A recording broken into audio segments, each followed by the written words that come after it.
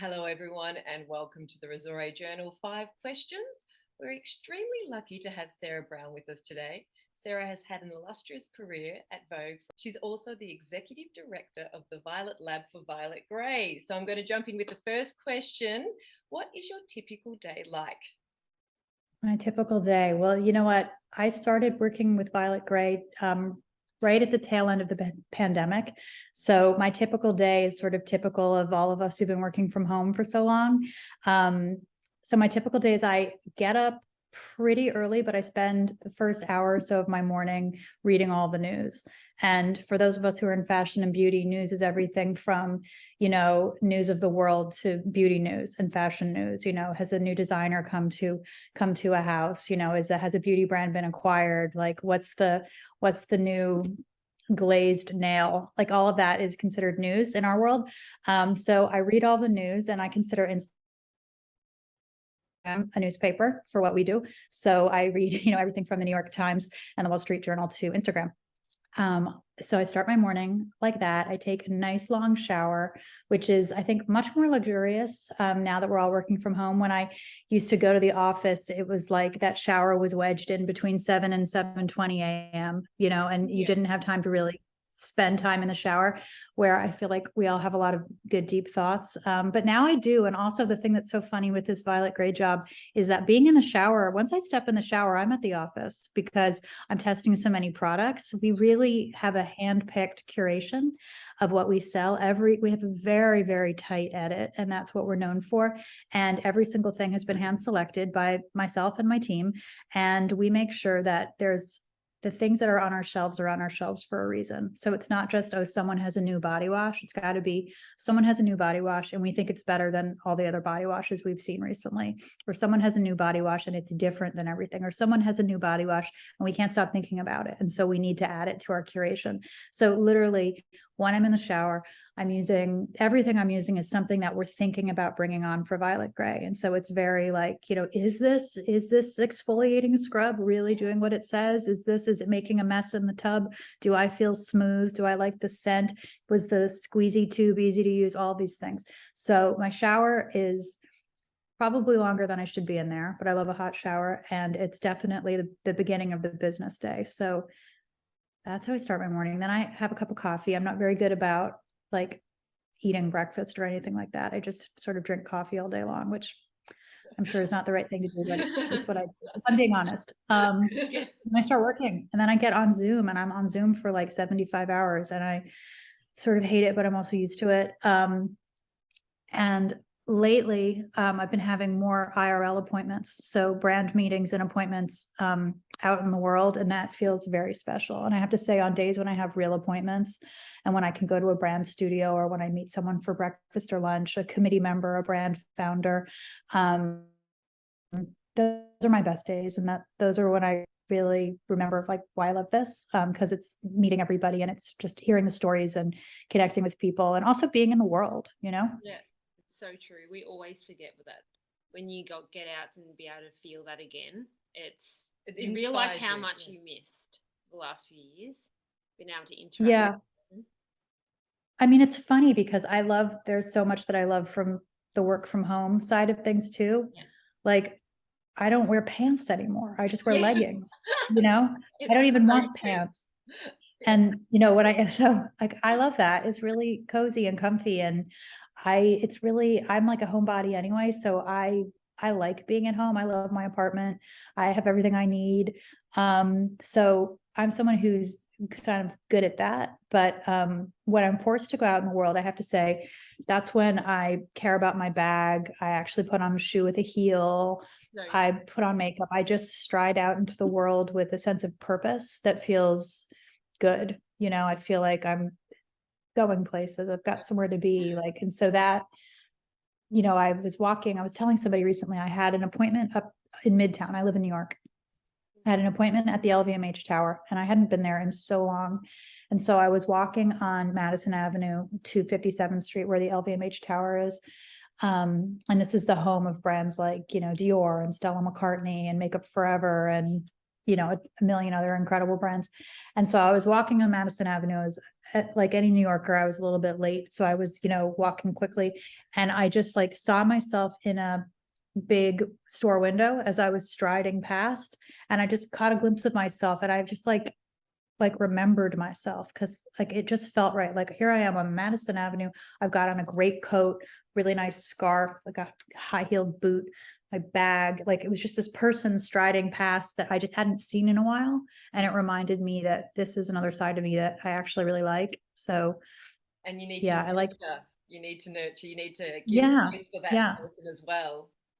Yeah, so I really like both. And I think that we're in a very luxurious moment right now where we can have a bit of both, Yeah. Yeah, no, But I also love an office. I'm an office person. I love an office. I love having an office. I love creating another inspirational space, but that is different from my home space. I think it's really important. I like talking to people at the office. I think that's, those conversations in the hallway that are not a meeting, I think are where some of the best ideas come from, and where you make relationships with people that you're not necessarily in a meeting with, so I miss that for sure. Yeah, I agree. I've always loved, I find like I just switch gears when I walk into the office. Like, you just turned on, and I do like that. And we're missing that at the moment. We're about to go into an office again, which will be really nice. So I could definitely relate and agree with that. Yeah. So we were honoured at Resore when we passed the Violet Code.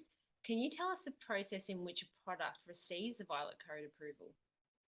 Yeah. So the Violet Code Seal of Approval is really what Violet Grey is built upon. And Cassandra Gray, who founded our business almost 10 years ago, founded the business upon trust. And so we like to say we sell beauty, but our product is trust. And that is the seal that you've seen. And it cannot be bought. It can only be earned. And basically every single thing that we sell that has made our shelves is something that has earned the Violet Code Seal of Approval. So the way it works is that we have what we call the edit. That's our assortment. And it's very small, and it's small on purpose because it's supposed to be just like the best products, the hero products, just like, like if you saw a makeup artist with their kit going backstage, like what is in that kit? Obviously it's just like an edit of like the very best things. That's what we carry at Violet Grey. Like if you went over to some glamorous person's home and you opened up their medicine cabinet, which of course you never would do, but if you did, what's in there? Like we sell that, so it's basically just like these like vetted pro products, and it's everything from sort of like, original icons and like legendary things like Embryolisse or, Touche Eclat or Creme de la Mer, to like the newest things, the newest cutting edge things. But it's just like everything is sort of like a standalone hero. So everything that we sell has to pass the Violet Code. And when you pass the Violet Code, you get the Violet Code Seal of Approval, which is that stamp that you've seen if you've been on our website or been on our social channels. And so what happens is my curation team and I lead what we call the Violet Lab. And the Violet Lab at Violet Grey is basically our home of curation and innovation. It's a home of the curation, which is everything we sell, the Violet Code, and the Violet Grey Committee of Industry Experts. So my team and I identify something that we love, that we think we should be selling at Violet Grey. We think that you need to have it, like, because we task ourselves with giving our customer everything we think he or she needs, nothing else. So we've decided you need this. We want to tell you about it. And we think that there's room in our edit for it. So once we have decided that, we pass it on to our committee of industry experts. So this is this incredible committee of like, I think we have about 180 or so people right now. And it's experts that are best in class across all of the fields, the professional fields. So makeup artists, hairstylists, dermatologists, estheticians, OBGYNs, nutritionists, fitness gurus. We've got doulas. We've got celebrity dentists. We've just got the best people in their field for beauty, wellness, health, all of that. So when we have something we want to test, and we do this monthly, we have these sends monthly, we create a testing pool of experts who are uniquely qualified to vet that product. So basically, if it's a skincare product, we might send it to a group that would include makeup artists, dermatologists, estheticians, people who really know about the skin. If we have a hair product, like let's say we have scalp drops or something like that, we'd send it to hairdressers, right? Hairstylists, hair colorist. We also might send it to a dermatologist if it's something where it's really about scalp health. So we send it to our group of experts. They play with it for a month. So they test it, they use it on themselves. They might test it on some of their clientele. And these are people who are, like for example, a makeup artist. This is a makeup artist who's doing editorial for shoots and magazines and campaigns. Someone who's backstage shows. It's someone who's, in a celebrity's hotel room, getting them prepared for the red carpet. It's that kind of level person. So they've got a lot of great guinea pigs at their disposal. So they play with the product for about a month, and then they let us know what they think. And so either it's like yay or nay, and they give us some feedback. And if something passes with 70% approval, then it's Violet Code approved. And at that point, that's when we place on our launch calendar and we find the right time to launch it, and we're good to go. If it doesn't pass, we don't take it. That's amazing, because that trust, you can see how Cassandra has built that trust over the years because of the due diligence that you do, and just how you cast the net wide with the experts. So I think having trust for a customer is just so important these days, especially with the uncertainty in the market. People just want to go and get the products that are going to work best for them. They don't want to try different things. They really want things that have been tested. So that's a great program that Violet Grey does. And thank you. Yeah, we call it discovered, tested, approved. So every single thing that we sell has been discovered, tested, approved. It's all got a story, and that's the Violet file. And the cool thing is I was interviewing someone to work in our store. So we've got this incredible jewel box store on Melrose Place in Los Angeles that if you haven't been, you've got to visit, because it's incredible. And so I was interviewing this person who was applying for a job to work in the store, and I forget what I asked, but he said something. He said that when he came to Violet, he would come to Violet Grey with some of his clients to go like beauty shopping. And he said, no, Violet Grey is great because you never have to worry about leaving with something that isn't good, because every single thing in that store is good. And I felt that made me feel so good that was how he felt. He just felt like that was a fact. And I was like, that is a fact. And I'm glad that we've done a good job of messaging that, because that's the thing. We can really stand behind every single thing. And by the way, when something doesn't pass the code, I don't cast a wide net. It's very hard to get through me. So once it goes to the committee, we really think this is good, and I don't send the committee things that I don't think be at Violet Grey. So we don't want to waste anybody's time, brand's time, committee members' time. We don't want to waste the product. I mean, we try to do this in a very responsible sort of time and cost efficient manner. But when we do send something and it does not pass, we frequently take that feedback and we feed it back to the brand. We don't tell them who said what, but we say, look, we tested this with, XYZ type of experts, and here's some feedback that might be helpful to you.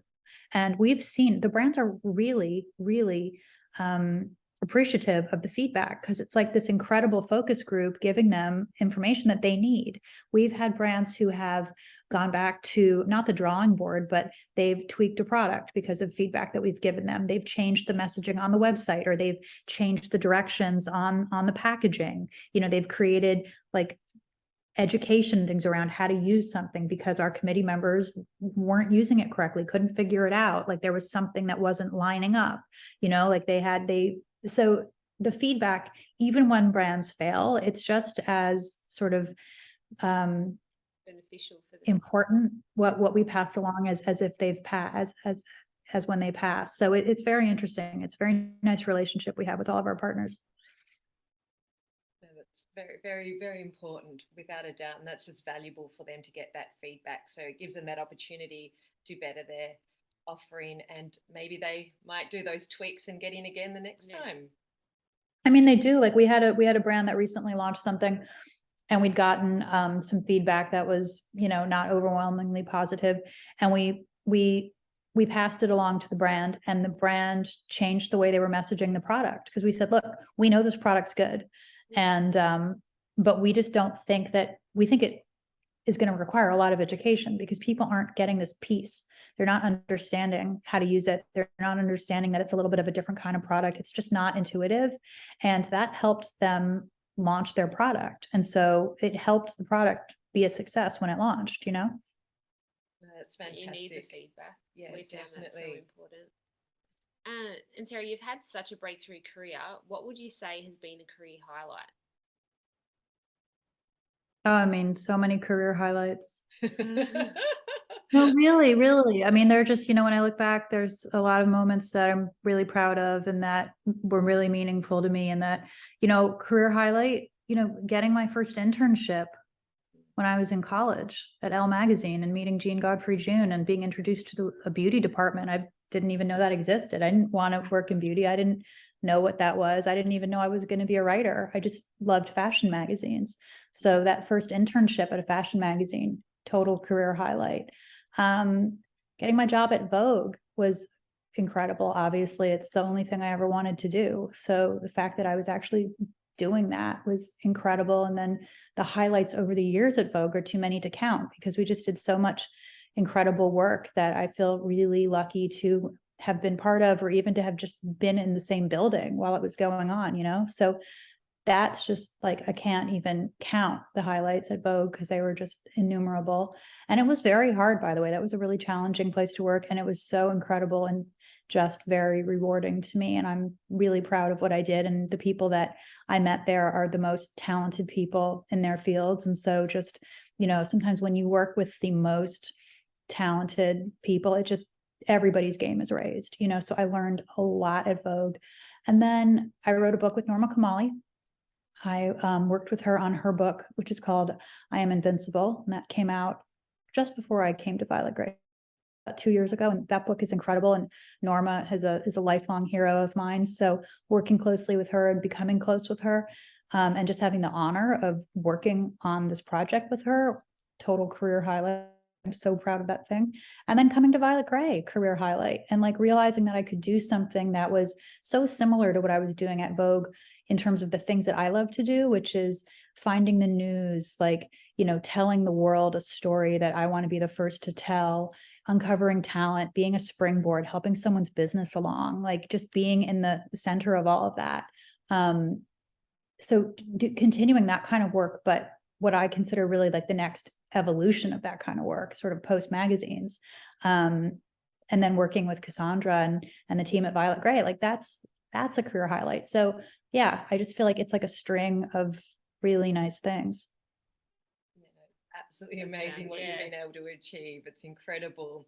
So you just mentioned that you weren't just didn't gravitate to beauty going into the industry as such. So what has influenced your passion for beauty over the years? I don't know. I think it's a really nice industry. You know what? Well, no, I have a better answer than that. Because yeah, I wasn't, I didn't try to be in the beauty industry. I didn't know I was a beauty editor. I didn't know that existed. I didn't know I was a writer. I sort of became a writer when I got my first job at Elle Magazine, right out of college. The thing that I love about the beauty industry, and I've said this many times, and it's really true. We have this incredible opportunity and also responsibility to our reader, to our customer, to anyone who listens to us, because beauty is a very personal subject, right? And it has to do with not just how you look, but how you feel. And it's so tied into our feelings of confidence and self-worth and how we feel about ourselves. And in this industry, we have the ability to help people feel good. And so I've never taken that lightly, because you give somebody the wrong advice or you say something the wrong way, you might actually be helping them feel bad, So it's like, it's a big responsibility to give the right advice, to promote the right things. All of that, I take it really seriously. I think it's heavy. But it's also amazing, especially when you help people feel good. There's nothing better than that. It's so important to have feeling, just self-worth, and just it's also with beauty, it's a process of self-care, so it's nurturing yourself as well. Sometimes it's not necessarily just how you look, but like your showers each morning, they nurture you, and you can just take that time, luxuriate in the beautiful products you're applying to your skin. So it's important to that self-care, without a doubt. Yeah, but I mean, it's also like it's really a responsibility, right? Because like the amazing thing about beauty is there are things that can help you immediately feel better, like a haircut, like a new shade of lipstick, right? Yeah, These are things that yeah. just like the right hair color, like getting your hair color right. If you've been getting your hair color wrong, all of a sudden you're like, zing, okay, I get it now. Wow. So there are all these things that you can do. There are all these pick-me-ups that make you feel confident and amazing. And like a trip to the dermatologist with the right doctor, those little tweaks, that can make you feel amazing. Obviously, you don't want someone to go the wrong way on that, or to do too much, or to do anything that, contributes to somebody feeling like they don't measure up or inadequate. That's why I feel like we're in a really, really scary time in terms of social media and just all of the pressure, the societal pressure that I think we all feel. So I think we have an even bigger responsibility. And then like devices, like we sell a lot of devices at Violet Grey. I don't ever want to sell something to someone that I don't think works. I don't want to sell someone something that's like way too much money and doesn't deliver. Like we're not here for that. We're here to sell you the right thing that we believe works, that we think is worth your money. I mean, that's true across the board. So we're really careful. We're not just sort of the place where you go for expensive luxury things. That's not who we are. We're the place you go for the right stuff that works. So that's part of what I mean also when I say like responsibility. Like we feel a responsibility. Like I don't want to take advantage of anybody. I don't want someone to trust me and for me to run away with their trust. You know what I mean? So like that's such an important part of what we do. And it's like you have someone's feelings in your hand. So it's like you have to recognize that and be really careful with someone's feelings. So yeah, I think that beauty is an incredible industry because we have this incredible power to inspire and to help someone feel more confident. And like it's delicate. Beautifully put. Yeah. And what would you say your must-have products are that you're using at the moment? They change all the time, because I'm using stuff all the time, and always trying to find my new must-have products. So so many of the things that I'm obsessed with right now are things that we're putting into code testing or that we're going to launch at Violet Grey, in the new year. And so I can't talk about them, which makes me crazy. But like there's a lot of stuff like there are things that I always go back to that like I consistently love. And so, for example, 8th Days Serum, I consistently love that. Vintner's Daughters Active Botanical Serum, I consistently love that. La Mer's Soft Cream, I consistently love that. Charlotte Tilbury's Legendary Brows, which is this little like brow tint with a little spoolie, really good for a blonde like me. I consistently love that. I'm using Beckham's Waterline Pencil, which is incredible. I'm using, what else am I loving right now? I'm loving Salt and Stone deodorant. I love that brand. I'm using Salt and Stone body wash. I love it. I love Christophe Robin's hair serum. It makes my hair feel amazing. What else do I love right now? So many things. It's hard to even. Macrina Lexiatis has a really good neck cream that I love. Honestly, the list goes on and on and on and on and on. But off the top of my head, those are a bunch that I really love. Well, I'm going to have to try. Yeah, I'm going to go explore some of those. I haven't tried yet. So no, thank you so You much. know what else I love? Sorry, I have to say RMS. RMS's Master Radiance Base is this little, it's like I talk about it all the time. It's this gold, like little molten gold in a pot. It's incredible highlighter for like high points of your face. Beautiful. It's like a pot of gold. It's something I never thought I would use. I love it. Every time I wear it, people give me compliments. Yeah. Oh, that's a great list. Oh, Sarah, thank you so much for your time. It's been so interesting to talk to you. It's so fascinating. There's so many great takeaways from our conversation today. So I really appreciate you spend this time with us. Thank you. It's so nice to talk to both of you. Thank you.